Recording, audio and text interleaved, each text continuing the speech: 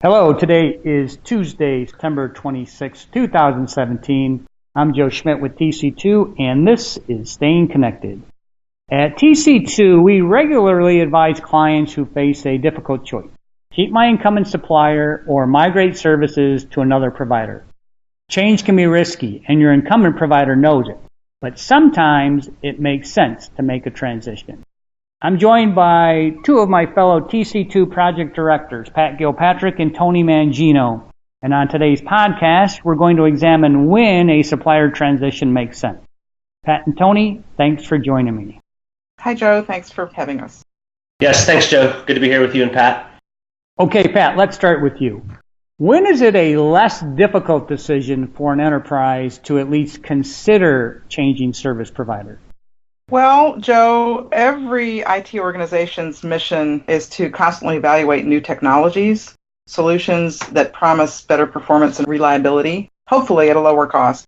So if such solution involves a transition to network services, then a migration to a new supplier becomes a lot easier and a stronger internal business case. At TC2 here, we find that there's really greater upper management support for projects that are transformational in nature, where a new networking technology and maybe a new supplier aligns with those initiatives. And it's really quite powerful during an RFP, for instance, when a technology change is in scope, to communicate to incumbents right up front that a migration is inevitable, and as a result, the customer is prepared to transition away from them to achieve those objectives or their project's objectives. It really puts them on notice that their incumbency advantage is minimized, and it really helps pave the way for new players to be strongly considered. Yeah, I think you're spot on, Pat. And I think by way of example, really two most prevalent initiatives we see in the network services space today, talking about transformational technologies, are SIP trunking and increasingly SD-WAN. What we see as the marketplace for both of these technologies is very competitive. And interestingly, the supplier community is much broader than the traditional carriers that you might entertain providing offers for your network services.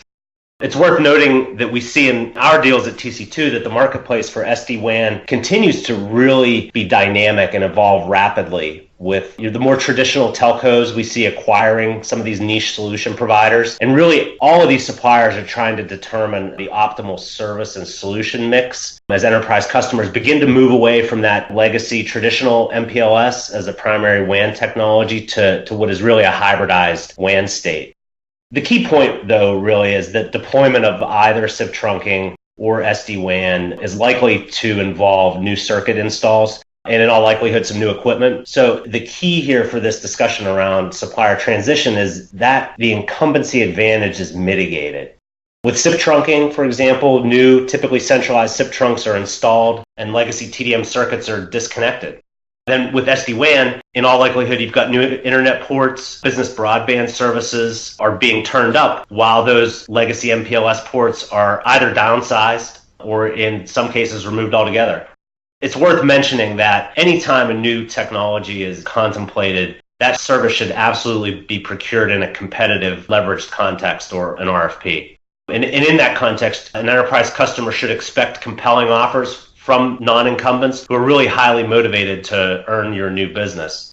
Some of these new niche suppliers are often more attentive to a new customer, new upside revenue, and you're likely going to get more care and feeding than you would from an incumbent supplier who's really looking at the opportunity not to grow their base of revenue with you, but they're really approaching it from managing a decreasing revenue stream.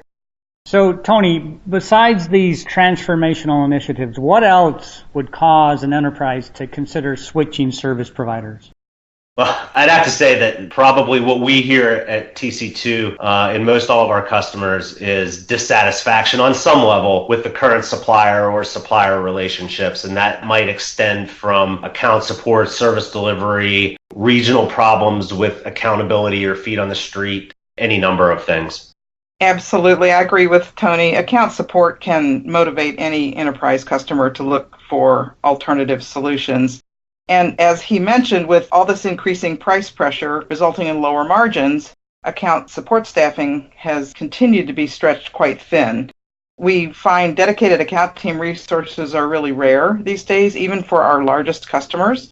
And service functions that have traditionally been included in the cost, in the monthly service charges or the monthly recurring charges, are now being carved out and dropped into a custom managed service offer that's additional cost or simply charged as a new line item, whether it be resources or servicing of equipment, etc.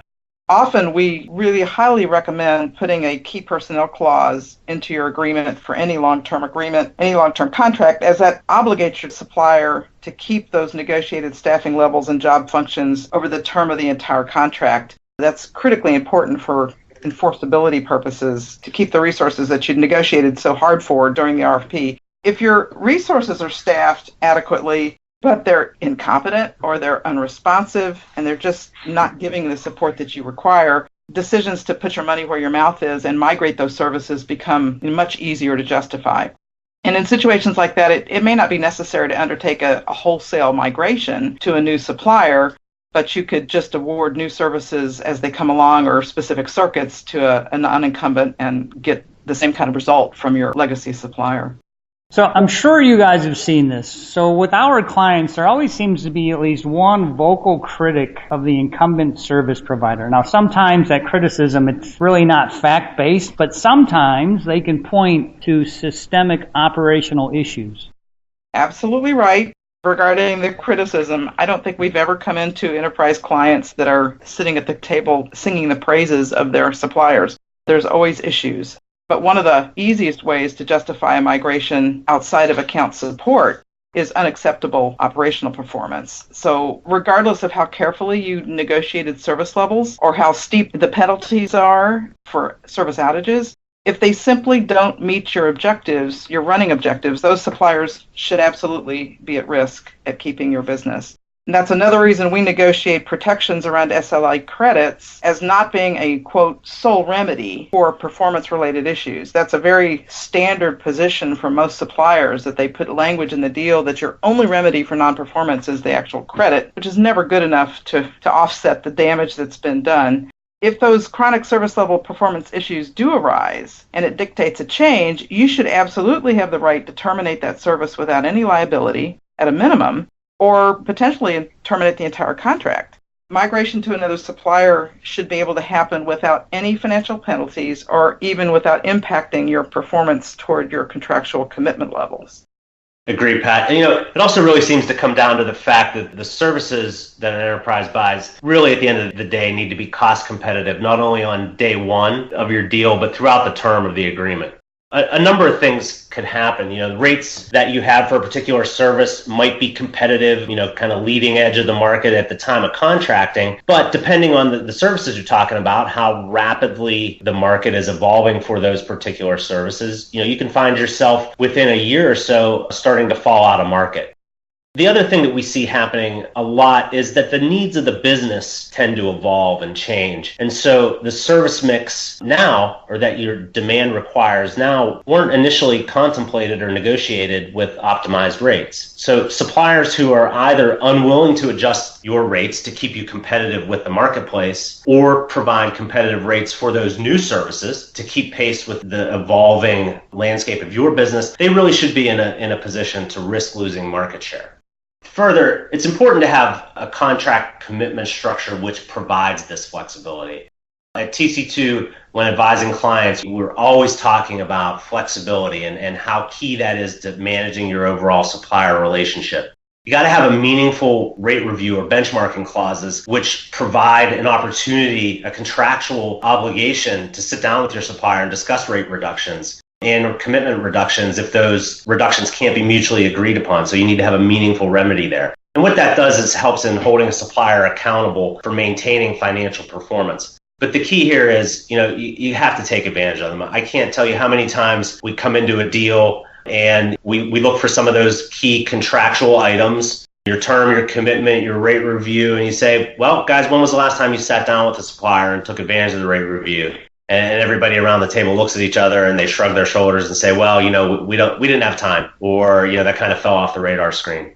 Clients should absolutely position themselves with enough contractual flexibility to move services to another supplier if their incumbent is unwilling or unable to maintain price optimization. That's the key. Now, in competitive situations, It often comes down to the cost of change and the real or perceived operational risk of making a supplier change.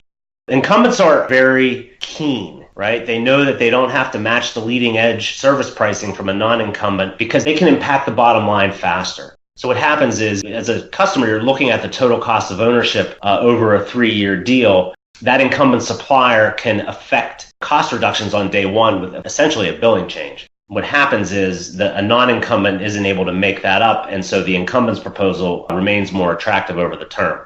Something that incumbents find themselves caught up in, though, is, again, this notion of trying to manage their revenue write-down, and they get caught looking in the rearview mirror at a non-incumbent for whom the opportunity represents new business, and they come after it really aggressively. In these situations, what we often find is senior leadership will often choose to support a migration away from the incumbent because the cost savings are simply too compelling.